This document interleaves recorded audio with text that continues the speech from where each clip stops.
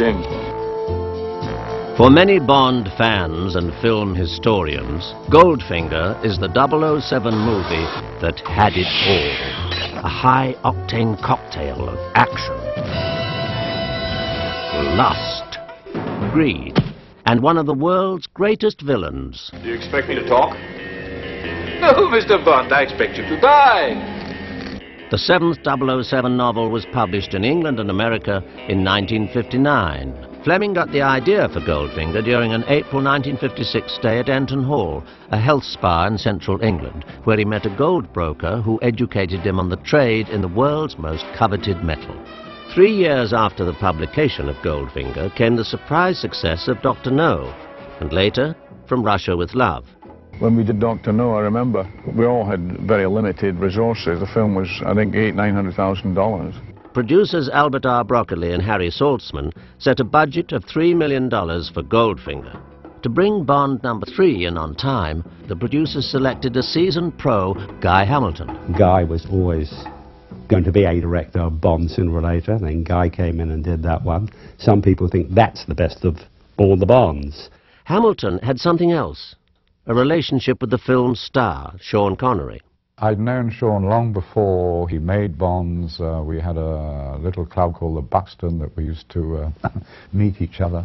Goldfinger was a bit of a challenge because I began to sense that Bond was becoming a Superman and using the things that worked so wonderfully well in the 2 previous films. It was then not too difficult to have a target and know what we were trying to do. Once again at the typewriter was Dr. No and From Russia with Love screenwriter Richard Maybaum, collaborating with Oscar-winning British screenwriter Paul Dane. In Goldfinger, we decided to have a little mini-adventure at the start of it, which had nothing to do then with the story that followed. It seemed to me that if we could do the pre-credit sequence, which is a wonderful piece of nonsense. I mean, where you can go swimming with a seagull on top of your head and you can unzip your suit and have a white tuxedo underneath. If that makes you laugh, let's all now, after the credit titles, go for a great big ride and have fun. The guy that was originally cast to do it in his spare time was cat burglar. So, which was all right, but unfortunately he was caught in the act the day before he had to shoot the scene. I got the part merely on the fact that I had, according to the makeup guy, high cheekbones, and I could be made up to look like a Mexican more than anybody else.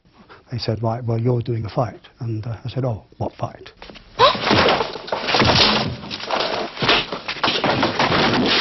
As the fire hits the water, the flash bulbs go, the UV lamp comes on, and the steam comes out. Well, the force of the steam, the hose pipe wrapped itself around my leg, gave me a sort of a second-degree burn. Everybody thought it was down to my acting. See, it wasn't. It was down to sheer pain, actually. Other actors had their own challenges to face. At the rehearsals, I was working at a desk, and Bond comes in, and I got up to greet him. And Guy said, no, no, no, no, you don't take any notice of this man, you don't like him. And I thought, well, but this is Bond, this is James Bond, and I'm just an ordinary civil servant. I must admire him like everybody else does. And he says, no, no, no, no, of course you don't. He doesn't treat your gadgets with any respect at all. Morning, Q. Morning, 007. This way, please. We are busy this morning. But there is one gadget the whole world comes to respect. I was a sports car freak in those days, so I got rid of a lot of my inhibitions when it came to redesigning the Aston Martin. When we came to do Goldfinger, there was a debate on what car to use, whether it should be the Bentley. Where's my Bentley? Oh, it's headed today, I'm afraid. But it's never let me down. M's orders, 007. You'll be using this Aston Martin DB5 with modifications. I thought it was an elegant-looking car, and I remember in Switzerland driving it up and down there, impressed a lot of people. And but I think that its setting in the story and in the film gave it a more unique quality than the car actually possessed. The management of Aston Martins were very, very sceptical about us. And they said, well, what do you want to do with the car? I told them briefly, and they said, well, you won't do it. You won't get any more equipment in this car. It's absolutely loaded as it is. So I said, just give me a break. Let me do it. I can prove you I can do it. Aston Martin executives loaned the Goldfinger team the development prototype, DP2161, destined to become a legend. The first thing we're going to do, we're going to make a hole in the roof for the ejector seat. And I said, I will make the first hole, and I can remember it now, putting a hole through this lovely Aston Martin, my pride and joy. Back in those days, we didn't have the electronic devices that we have nowadays, where we could have done things, made things work electronically. Now, in the old days, we had to do it by pneumatics, didn't we? Obviously, couldn't go around with the real machine guns in the car, but for distant shots, we had the gas guns operating. The rear lights that dropped down and the oil slick that came out of it was done four wheels, funnily enough, with a big container in the back of the car. To get the tank in there, the bulletproof shield had to be taken out and then, of course, put back after that shot for the bullet effect. So there was never sort of a dull moment. I was having a lot of trouble with parking tickets in London around that time, so my ambition was to have a revolving number plate, you know. So that was my contribution to the supercar. The actual tyre slashing apparatus we didn't do on the car as such. All that touching was done actually in the studios. I built a rig on rails, built the sides of the car in fiberglass, both the Aston Martin and the Mustang. Double blow-off. I've never seen one of these before. And what about the DB5's pièce de résistance? I went home and I got a telephone call saying, would I go back to the studios next day? And I thought, oh good, I got an extra bit in the film. And when I got there, they gave me this bit about the ejector seat. If you take the top off, you'll find a little red button. Whatever you do, don't touch it. No, why not? Because you'll release this section of the roof and engage and fire the passenger ejector seat. Whoosh. Ejector seat? You're joking. And of course it gave me the chance of producing, I suppose, one of the most famous lines. I never joke about my work, 007. The chassis would have taken a proper ejector seat, and the guy next, the driver, would have got burnt anyhow. So I used compressed air on that and a lightweight dummy. The whole thing works. I mean, it's just, it's a dream. It's your dream. Wouldn't it be fun to have a car like that? All this gadgetry was created and installed in just 6 weeks. Other equipment was built into the car, but never used in the finished film, like front and rear overriders, good for ramming enemy vehicles. Bond's secret arsenal also included a weapons tray located underneath the driver's seat, a nail chamber that could spit out nasty triple-spike clusters, and a radio telephone hidden inside the driver's door paneling. And what's very amusing, actually, is that there must be 50 around the world claiming to be the one, and people keep paying to see it. Even Bond's Aston Martin proved no match for the movie's sublimely evil villain, Auric Goldfinger. Oh, you're looking, Mr. Bond, at an industrial laser beam which emits a new and extraordinary light, not to be found in nature. Natural light, you see, being multicolored, widens and weakens as it travels from the source. Laser light, being of one color, never widens, never weakens. It can project a spot on the moon, or at closer range, cut through solid metal. I will show you. Gert Frobe, I'd seen him, or Cubby had seen him and showed him to me in a German film where he was playing a sort of child molester, and he was absolutely wonderful. Yes, he's the perfect Goldfinger. Does he speak English? Yeah, I've spoken to his agent, he speaks English. Gert Frobe arrived day one on the set. How do you do? I'm very happy to meet you. That was all right. Then I talked to him and I realized he didn't speak a word of English. The very first scene I shot on the balcony with Gert, and Gert had to start the scene, and he said, Operation once I thought, oh my God, what was that? But his mouth stopped, so I thought, well, okay, I'll say my line. I always remember Gert Frobe, who was a dear sweet man, You know nothing, Mr. Bond. You know nothing. Cubby and Harry, when they saw the first rushes, went bananas. They said, you can't understand the thing. I said, don't worry, because we're now going to dub him later. Hamilton instructed Frobe to speak quickly, which aided actor Michael Collins, who provided the voice for Auric Goldfinger. How do you do? How do you do? Guy knew exactly what he wanted and how he wanted it. He's one of those kind of people. Very, very contained director. Very, very cool. He's very much get in there and do it or else. Hamilton definitely wanted Honor Blackman for the female lead, Pussy Galore. There was hardly anybody else about that was as right for it as me, because at that point I was having a huge success in the Avengers and I was coming to the end of my 2-year stint. So since the character demanded a knowledge of judo, and I was a hot property at that point, it seemed dead right that I should play it. And there was no question of chemistry between Goldfinger's two stars. I mean, he is, I think without doubt, the sexiest man I've ever met. He has a natural authority, charisma. He's very virile. What would it take for you to see things my way? A lot more than you've got. How do you know? I don't want to know. Isn't it customary to grant the condemned man his last request? You've asked for this. It was very funny when we did the fight in it, so-called fight, because I had been used to doing judo in the studio on the cement. So they had banks and banks of straw and all sorts of things, and they said, will that be all right? Can you land on, will you be safe? And all. I mean, it was luxury for me, because I'd had such a terrible time in the studio with the cement floor, you know. So we had quite a lot of fun in The Hague, because we had to lie about for quite a long time.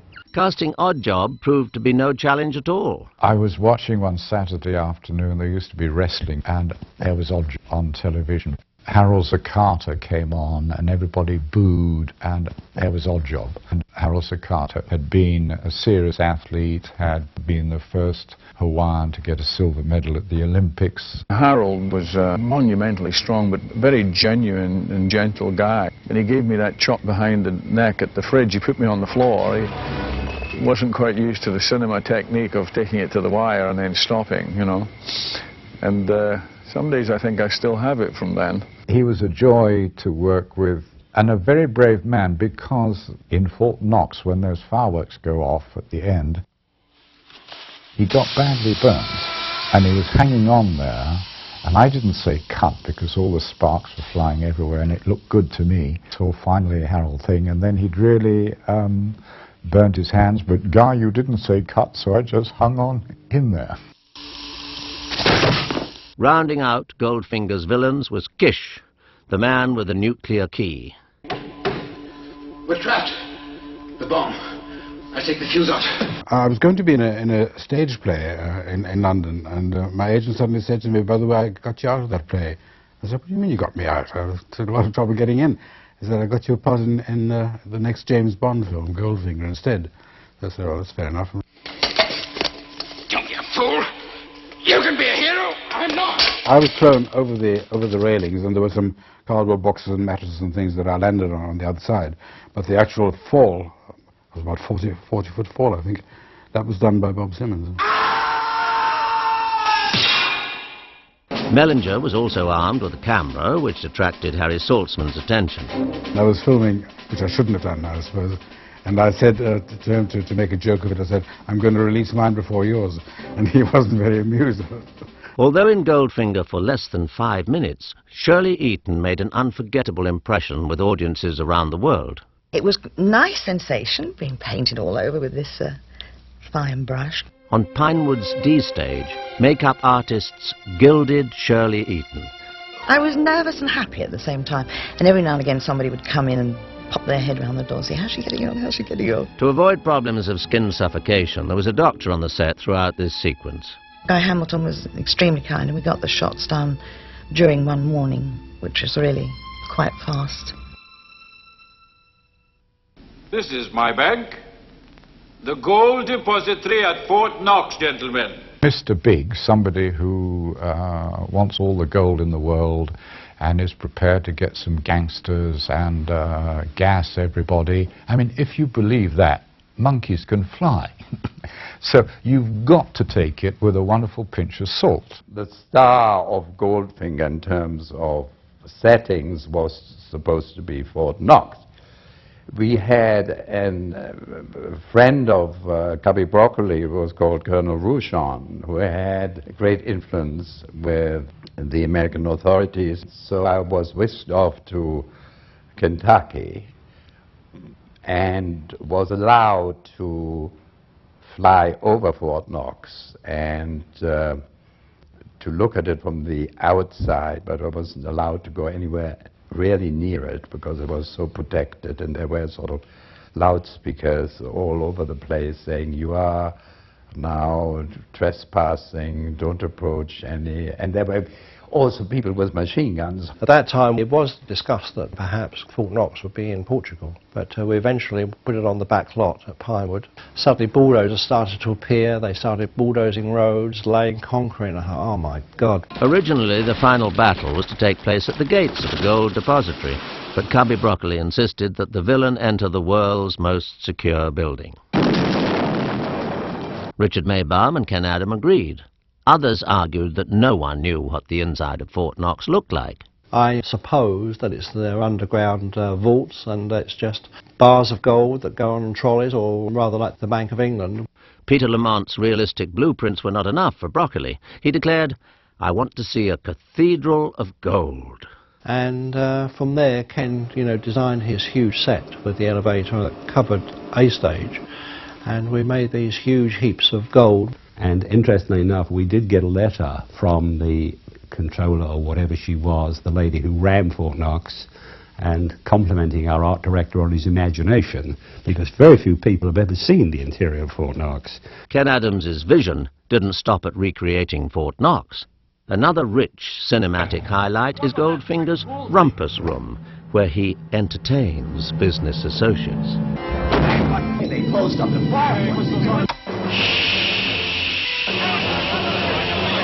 The Laser Room, the site of the most famous near-castration in screen history.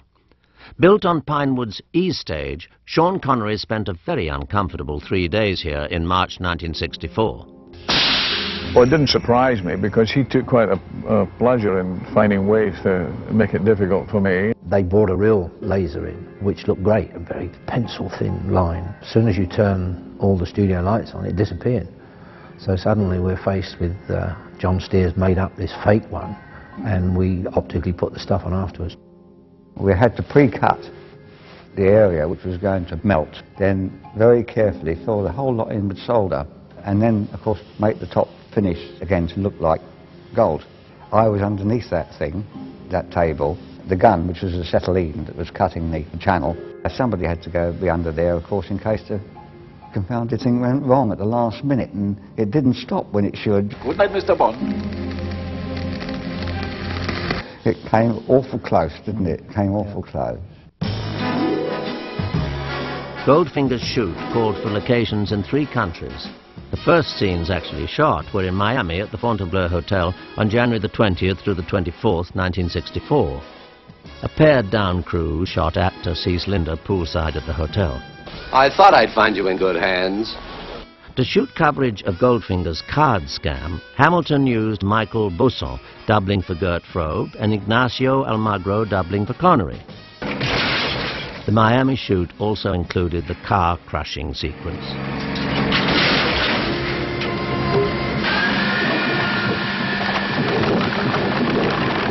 When we destroyed a brand new Lincoln Continental being crushed, the whole unit was speechless, all of us, because it was like part of ourselves being destroyed. I never forget it.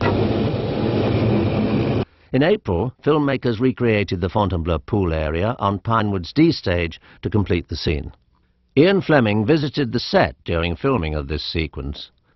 Little more than a month before Goldfinger was released and Bond mania kicked into high gear, Bond's creator passed away August the 12th, 1964. Filmmakers shot Bond trailing Goldfinger in Switzerland's Furka Pass, but used Black Park, a British recreation area just outside Pinewood, for the night chase scenes. For 9 days in May, the Goldfinger unit took over the world-class Stoke Poges golf course, a normally tranquil set of links located just minutes from Pinewood Studios. Here, Connery's 3-decade love affair with the game of golf began. In August, the filmmakers raced to complete a key sequence, the aerial assault on Fort Knox. The Bonds annually seem to open in, I've forgotten, it was September the 15th or something, and whether we were finished or not was immaterial. Time is running very, very short, and 3 of us went over to Kentucky. Cubby Broccoli, Ted Moore, the cameraman, myself. Right next door to Fort Knox, there is an army base, and Ted and I flew around zooming on whatever these people were doing. We didn't tell them we were coming, we just did it.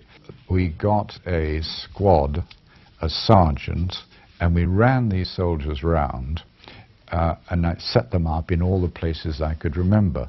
And I said, now what you do is, when I blow the whistle once, you all look up there.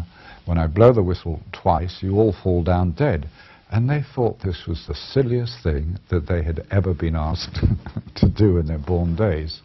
But we said, you know, you're all going to get $10 and a beer, for $10 and a beer. But by now we're opening in 3 weeks' time, practically. Extra people were engaged for the dubbing, for the music laying, the tracks and everything. John Barry scored scenes fresh from the cutting room, producing incredible work in record time. In fact, there was only one last-minute change. Harry Saltzman decided the bomb countdown needed to end not with 3 seconds remaining as scripted, but at 007. The change gave the film one of its biggest laughs. What kept you? Guy Hamilton's tongue-in-cheek, high-thrills directorial style helped make Goldfinger a spectacular success, changing all action-adventure films that followed. His approach was simple. We're going to take you to wonderful places. We're going to show you beautiful girls. We're going to have some suspense. We're going to have some laughs. But let's enjoy. The huge international success of Goldfinger was due to innovative filmmakers and hundreds of tremendously talented technicians who pooled their skills, knowledge, and sense of adventure to create a film which continues to thrill and entertain generations of filmgoers.